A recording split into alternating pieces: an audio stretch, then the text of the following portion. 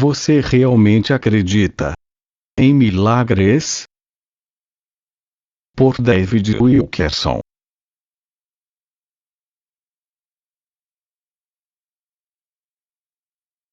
Em Mateus 14, encontramos Jesus entrando num barco, para se dirigir a um lugar deserto onde poderia ficar a sós. Ele tinha acabado de ser informado de que João Batista fora decapitado e enterrado. E agora estava tão emocionado por essa notícia que achou necessário ficar sozinho e orar. Porém, quando as multidões ouviram que Jesus estava partindo, vieram das cidades seguindo-o por terra. Mateus capítulo 14, versículo 13. Imagine Cristo elevando o olhar e vendo milhares de pessoas vindo em direção a ele de todas as direções, com todos os tipos de estado físico. Os enfermos estavam sendo levados em macas ou sobre rodas em direção a ele. Cegos sendo guiados em meio à multidão, e os coxos mancavam sobre bengalas e muletas improvisadas. Todos estavam desesperados para chegar perto, em busca do toque curativo da única pessoa que poderia fazê-lo. Qual foi a reação de Cristo a essa incrível cena? Desembarcando, viu Jesus uma grande multidão, compadeceu-se dela e curou os seus enfermos. Capítulo 14, versículo 14. Se você estivesse lá naquele dia, observando das encostas, ficaria assombrado com os acontecimentos que se desdobravam à frente. Mãos retorcidas eram corrigidas, pernas tortas se alinhavam, ouvidos surdos eram abertos, línguas mudas, subitamente gritavam louvores a Deus. Ver e ouvir tudo isso seria algo impressionante. Ainda assim, ao fim desse dia incrível, depois de realizar todos esses milagres de cura, Jesus decidiu alimentar as multidões. Lemos que se tratava de uma multidão de 5.000 pessoas, sem incluir as mulheres e as crianças presentes.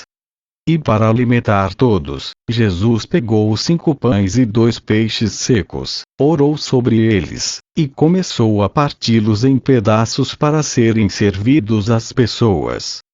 Cestos e mais cestos foram cheios com alimento que rapidamente se multiplicava. E de algum modo, à medida que os discípulos o distribuíam à multidão, a comida simplesmente continuava aumentando. Ao fim dessa refeição em massa, todos no grupo haviam comido até ficarem cheios, e os discípulos acabaram trazendo 12 cestos de pedaços que foram deixados.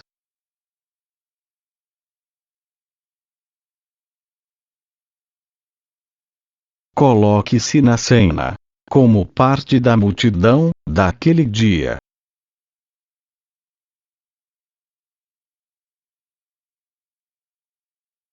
Tente imaginar. Você acaba de testemunhar cura após cura, milagre após milagre, maravilhas incríveis uma após a outra. Você não acha que depois de um dia desses, você estaria de joelhos louvando a Deus? Não estaria dizendo para si próprio: nunca mais duvidarei do poder curativo e milagroso de Cristo? E então, após testemunhar todas essas maravilhas, você teria assistido à milagrosa alimentação de mais de 5.000 pessoas. Você estaria inteiramente abismado, maravilhado, pensando: o que o Senhor fez hoje é inacreditável. Isso fortaleceu a minha fé. Daqui para frente, vou praticar uma fé inabalável. Mais tarde, depois dos acontecimentos impressionantes desse dia, você vê Jesus compelindo os discípulos a entrarem rapidamente no barco, dizendo: vamos com o barco até o outro lado. Ver Mateus capítulo 14, versículo 22. Em grego a palavra para compelindo que quer dizer incitando, seja pedindo, forçando ou persuadindo. Jesus insistiu com os discípulos usando dos termos mais fortes: irmãos, entrem já no barco. Agora, ele dispensaria a multidão e encontraria os discípulos mais tarde. Ora, o tempo todo Jesus estava lendo o pensamento dos discípulos. Sabia que eles não estavam entendendo o que acontecia aquele dia.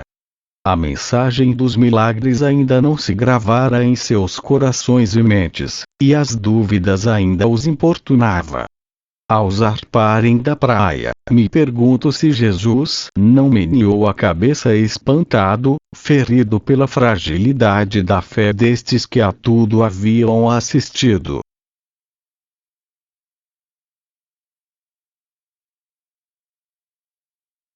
O que Jesus teria de fazer para levar seus discípulos a uma fé inabalável? Jesus realmente teria de caminhar sobre as águas para acordar os discípulos? Claro, foi exatamente o que Cristo fez. E rompeu a tempestade, o barco em agitação, e foi Jesus ter com eles, andando por sobre o mar. Capítulo 14. Versículo 25. Quando seus discípulos ouviram, não acreditaram nos próprios olhos. Em verdade, acharam que era um fantasma. Pensaram tratar-se de um fantasma e gritaram. Pois todos ficaram aterrados à vista dele. Marcos. Capítulo 6. Versículos 49 e 50. Mas Jesus diz, para não se amedrontarem.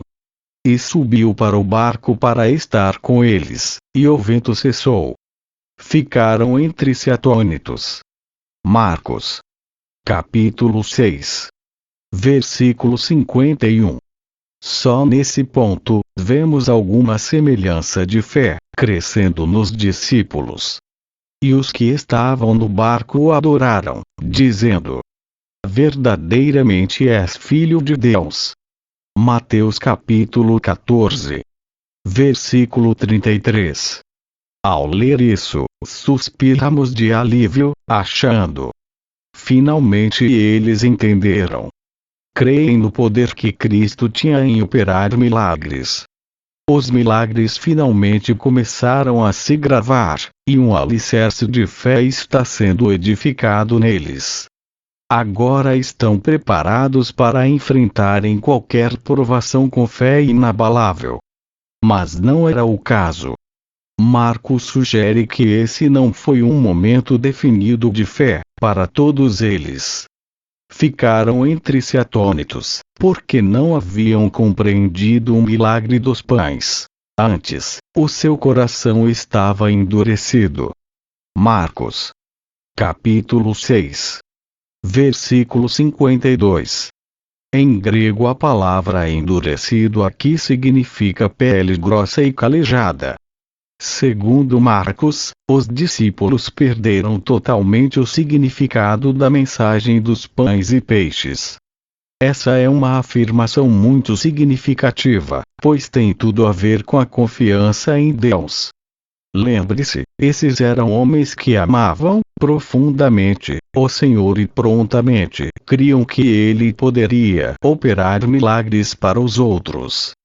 Não tinham o menor problema em aceitar as maravilhas que Jesus promovia para a multidão.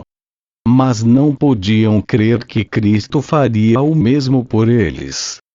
Quando chegou a hora de crerem nele, para a operação de milagres em sua própria crise, algo importante estava faltando.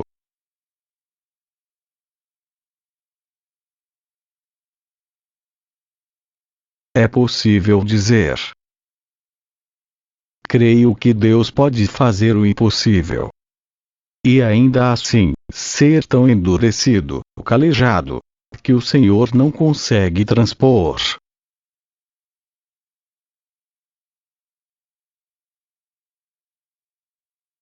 podemos nos tornar tão calejados com dúvidas, que a verdade deixa de ser gravada por nós. Por exemplo, com o passar dos anos, podemos nos tornar endurecidos pelas provações, sofrimentos, medos, dúvidas e desapontamentos em grandes quantidades. Em Mateus 15, lemos de um outro ajuntamento de pessoas, quando mais foram milagrosamente curados e alimentados. Dessa vez, a multidão chegava a 4.000 pessoas, mais mulheres e crianças. Uma vez mais, Jesus operou milagres de cura e então maravilhosamente alimentou as massas a partir de só 7 pães e uns poucos peixes. Então, todos comeram. Ficaram cheios, e os discípulos trouxeram de volta 7 cestos cheios de comida que sobrou. No fim do dia, Jesus outra vez entrou num bote com os discípulos, dessa vez para rumar a Magadã. Durante o trajeto, os discípulos discutiram entre si, perguntando: quem esqueceu de trazer o pão? Evidente que eles tinham um só pão para si. Ver Marcos. Capítulo 8. Versículo 14. Imagine só. Pedro, Tiago, João e os outros estavam preocupados quanto ao pão, tendo acabado de chegar da maior distribuição de pães da história. Quando Jesus os ouviu, não acreditou. Ele os reprovou dizendo: não compreendeis ainda, nem vos lembrais dos 5 pães para 5.000 homens e de quantos cestos tomastes? Nem dos 7 pães para os 4.000 e de quantos cestos tomastes? Como não compreendeis? Mateus capítulo 16. Versículos 9 ao 11. E então perguntou: não vos lembrais de quando parti os 5 pães para os 5.000, quantos cestos cheios de pedaços recolhestes? Responderam eles: 12. E de quando parti os 7 pães para os 4.000, quantos cestos cheios de pedaços recolhestes? Responderam: 7. Ao que lhes disse Jesus: não compreendeis ainda. Marcos. Capítulo 8. Versículos 18 ao 21. Jesus estava dizendo, em outras palavras, como pôde acontecer isso? Estou tentando edificar um alicerce de fé em vocês. Como esses milagres não se gravaram em suas mentes? Eu lhe pergunto. Porque Jesus aqui relacionou a fé débil e hesitante dos discípulos aos milagres dos pães e dos peixes? Porque atribuiu as dúvidas e o endurecimento de seus corações à não compreensão do significado de tais maravilhosas multiplicações? Porque ele simplesmente não os recordou do milagre da transformação de água em vinho? Ou do leproso que ficou curado instantaneamente? E o homem paralítico e preso à cama que foi baixado até ele através do teto, curado por Cristo, imediatamente pegou sua esteira de palha e saiu andando? E os espíritos imundos que viram Jesus e se dobraram diante dele, gritando: Tu és o Filho de Deus. Todos estes acontecimentos incríveis ocorreram antes de Cristo ter alimentado as multidões. Mas Jesus 2 vezes traz os discípulos à lembrança desses 2 milagres. Por quê?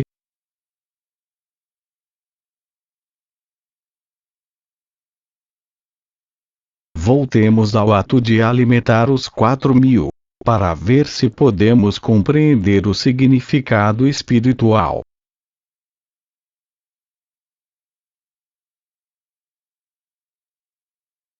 E, chamando Jesus os seus discípulos, disse: Tenho compaixão desta gente, porque há 3 dias que permanece comigo e não tenho que comer. E não quero despedi-la em jejum, para que não desfaleça pelo caminho. Mateus capítulo 15. Versículo 32. Creio que Cristo estava fazendo uma declaração aos seus discípulos aqui. Estava dizendo, basicamente: farei mais pelo povo do que curá-los. Me certificarei de que tenha pão suficiente para comerem. Preocupo-me com tudo que afete as suas vidas. Vocês têm de ver que eu sou muito mais do que apenas poder. Também sou compaixão. Se me virem só como alguém que cura, um poderoso operador de milagres, terão temor de mim. Mas se também me virem todo compaixão, irão me amar e confiar em mim. Acabei de lhes mostrar diante de diferentes multidões de 5.000 e de 4.000 pessoas que me preocupo pelo meu povo. Vocês homens são os pilares da minha igreja, mas seus corações estão ainda endurecidos nessa área. Vocês têm de crer que tenho compaixão pelo meu povo todo o tempo, em todas as crises que enfrentam. Porque o coração dos discípulos estava tão calejado a essa verdade. Não duvidavam que Jesus podia curar multidões, com um toque ou uma palavra. Não tinham dúvidas quanto à sua compaixão pelas massas humanas fragilizadas. O fato é que se maravilhavam e o glorificavam quando operava milagres para o povo. Mas mais tarde, quando sós, no barco, afastados das grandes congregações, ficavam preocupados quanto às próprias necessidades. Não tinham confiança em que Jesus proveria milagres para eles ou suas famílias.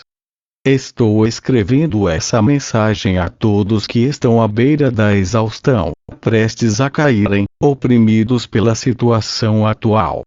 Você tem sido servo fiel, alimentando os outros, confiante que Deus pode fazer o impossível por seu povo. Mesmo assim, algumas dúvidas persistem em você quanto à disposição dele em intervir na sua luta. O Espírito Santo está nos chamando, por meio dessas passagens das Escrituras, para nos lembrarmos dos pães, dos peixes, da abundância. Somos chamados a nos apoiar, sobre a compaixão de Jesus, por nossas próprias necessidades físicas, sabendo que Ele não quer que nenhum de nós sobre.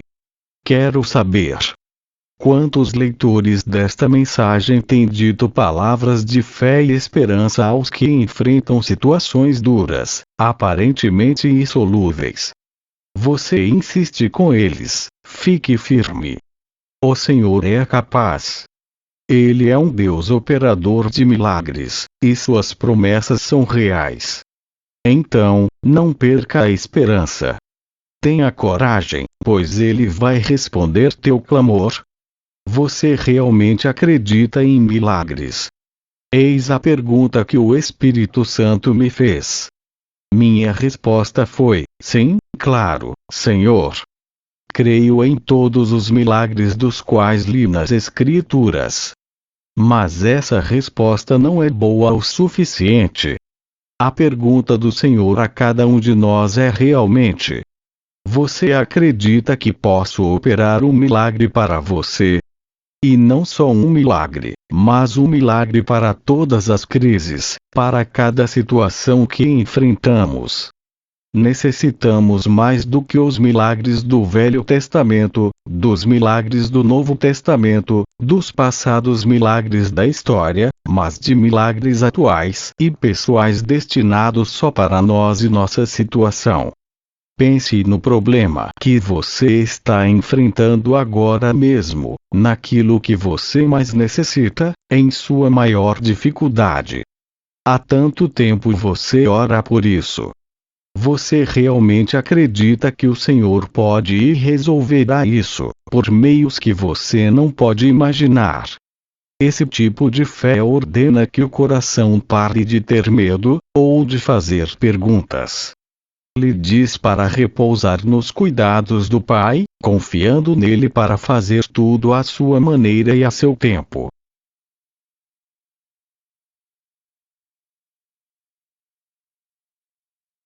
Há dois tipos de milagres.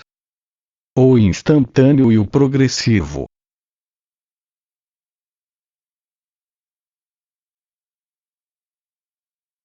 Já mencionei algumas das maravilhas que Jesus realizou no Novo Testamento. Igualmente, o Velho Testamento está cheio do poder que opera milagres, e vem de Deus, desde a abertura do Mar Vermelho, ou Deus falando a Moisés da sarça ardente. Pela fé, Elias faz cair fogo do céu. E mais tarde, quando Deus lhe falou na caverna, houve vento, trovões, imagens e sons incríveis. Todos estes foram milagres instantâneos. As pessoas envolvidas puderam vê-los acontecendo, senti-los e vibrar com eles. E são o tipo de milagre que todos queremos ver hoje, provocando espanto e maravilha. Queremos que Deus rasgue os céus, desça até o nosso problema e resolva as coisas numa explosão súbita de poder celestial. Mas muito do poder divino que produz maravilhas na vida do seu povo chega por meio daquilo que chamamos milagres progressivos. São milagres dificilmente discerníveis pelos olhos. Não são acompanhados de trovões, relâmpagos ou qualquer movimento ou mudança visíveis. Antes, milagres progressivos começam em silêncio, sem fanfarra, e evoluem lentamente mas com segurança, um passo de cada vez. Ambos os tipos de milagres, instantâneo e progressivo, foram testemunhados em ambas as vezes em que Cristo alimentou as multidões. As curas que realizou foram imediatas, visíveis, facilmente discerníveis pelos que estavam presentes naqueles dias. Penso no aleijado com o corpo retorcido, que subitamente teve uma transformação exterior física tal, que saltou e correu. Eis um milagre que tinha de assombrar e tocar todos que o viram. No entanto, as multiplicações dos pães que Cristo fez foram milagres progressivos. Jesus ofereceu aos céus uma simples oração de bênção, sem fogo, trovão ou terremoto. Ele simplesmente partiu os pães e os peixes, sem nenhum sinal ou som de que um milagre estava tendo lugar. Contudo, para alimentar aquela quantidade de gente, teria de se partir pão e peixes milhares de vezes, por todo o dia. E cada pedaço de pão ou peixe seria parte do milagre. É exatamente assim que Jesus realiza muitos dos milagres na vida do seu povo atualmente. Oramos por maravilhas instantâneas e visíveis, mas muitas vezes o nosso Senhor está silenciosamente em ação, formando um milagre para nós, pedaço a pedaço, pouco a pouco. Podemos não ser capazes de ouvir ou tocar isso, mas Ele está em ação, dando forma ao nosso livramento além do que possamos ver. E é isso que Jesus queria que os discípulos vissem. Ele queria tanto que eles soubessem que durante todo o tempo Ele estava agindo a favor deles.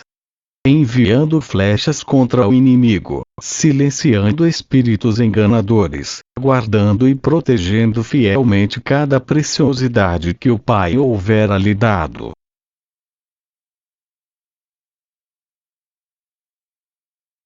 Você pode estar em meio a um milagre agora mesmo, e simplesmente não o estar vendo.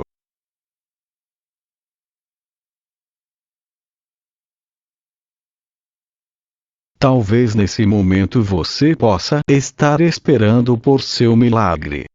Você está desencorajado, pois as coisas parecem estar paradas.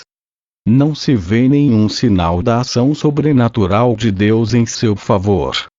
Veja o que Davi disse no Salmo 18. Na minha angústia, invoquei o Senhor, gritei por socorro ao meu Deus. Ele do seu templo ouviu a minha voz, e o meu clamor lhe penetrou os ouvidos. Então, a terra se abalou e tremeu, vacilaram também os fundamentos dos montes e se estremeceram. Das suas narinas subiu fumaça, e fogo devorador da sua boca. Baixou ele os céus, e desceu. Trovejou, então, o Senhor, nos céus. O Altíssimo levantou a voz. Despediu as suas setas.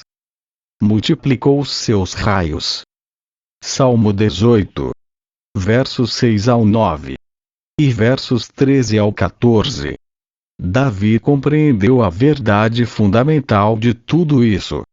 Trouxe-me para um lugar espaçoso. Livrou-me, porque ele se agradou de mim. Salmo 18. Verso 19. Davi declara: Eu sei porque o Senhor está fazendo tudo isso em meu favor. É porque se agrada de mim. Verdadeiramente creio em milagres instantâneos. Deus ainda está operando maravilhas gloriosas e instantâneas hoje em dia. Porém, nessas passagens dos Evangelhos, Jesus pede que nos lembremos e anotemos seus milagres progressivos, e seu papel em nossas próprias vidas atualmente.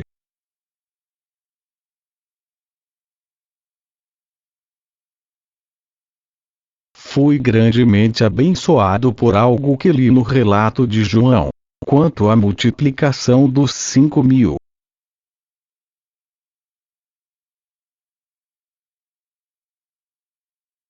Então, Jesus, erguendo os olhos e vendo que grande multidão vinha ter com ele, disse a Filipe: Onde compraremos pães para lhes dar a comer?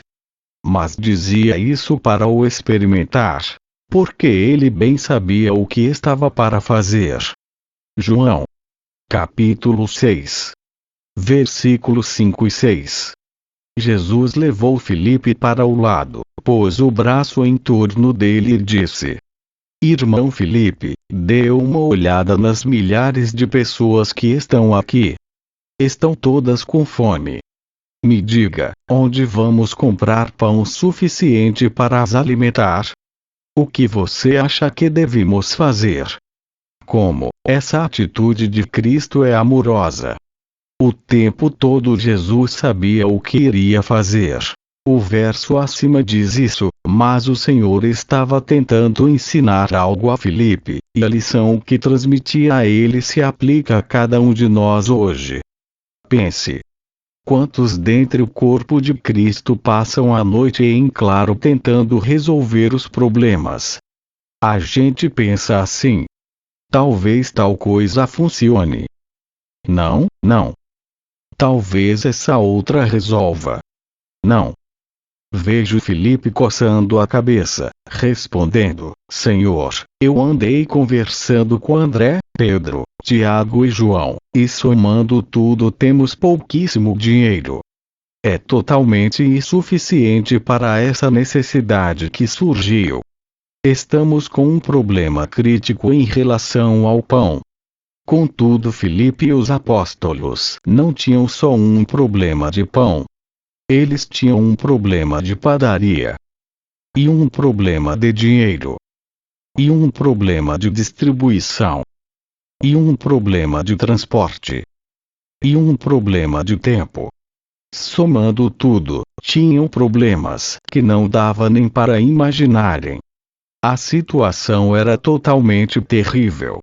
Mas o tempo todo Jesus sabia exatamente o que iria fazer. Ele tinha um plano.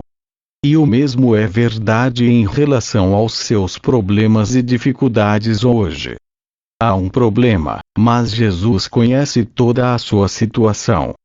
E vai até você, perguntando: o que vamos fazer quanto a isso? A correta resposta de Filipe teria sido: Jesus, tu és Deus. Nada é impossível contigo. Assim, estou entregando tal problema para ti. Ele não é mais meu, mas teu. É exatamente isso que precisamos dizer ao nosso Senhor hoje, em meio da nossa crise. Senhor, tu és o operador de milagres. E estou submetendo todas as minhas dúvidas e temores a ti. Em confiança transfiro toda essa situação, toda a minha vida para os seus cuidados. Sei que não permitirás que eu desfaleça. Na verdade, tu já sabes o que farás em relação ao meu problema. Confio no teu poder,